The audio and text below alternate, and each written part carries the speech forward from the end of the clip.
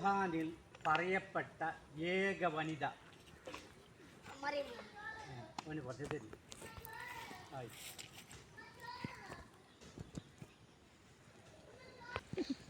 തേനീച്ച എന്ന അർത്ഥത്തിൽ പേര് നൽകപ്പെട്ട അദ്ധ്യായം ഏത്? തേനീച്ച എന്ന അർത്ഥത്തിൽ പേര് നൽകപ്പെട്ട സൂറത്ത്, അത് അദ്ധ്യായം. ശരി, അതാണ് ഓൾ പറഞ്ഞത്. ശരി,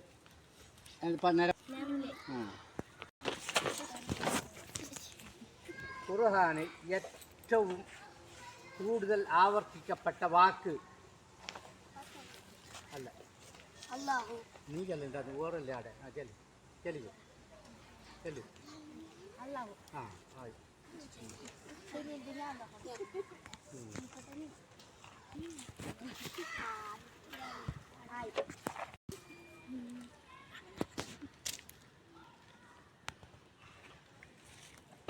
അദാബ് എന്ന നാമകരണം ചെയ്യപ്പെട്ട അദ്ധ്യായം ഏത്?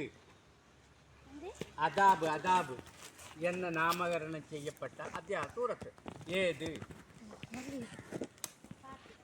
പറഞ്ഞോ, അറിയോ?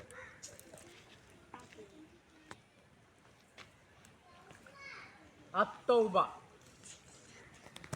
പറഞ്ഞോ,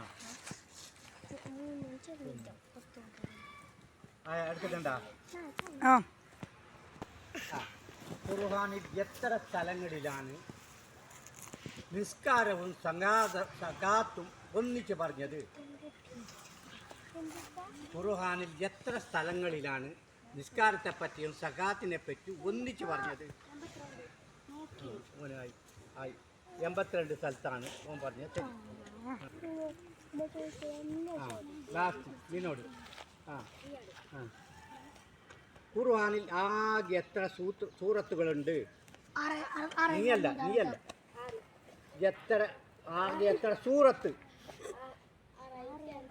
അതാ സൂറത്ത്, സൂറത്ത് അല്ല, സൂറത്ത് ആകെ അറിയാലോ.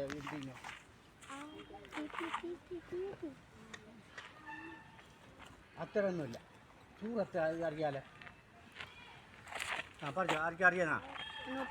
അല്ല, ഖുർആനിൽ ആകെ 114 സൂറത്തുകളുണ്ട്. എത്ര? പിന്നെ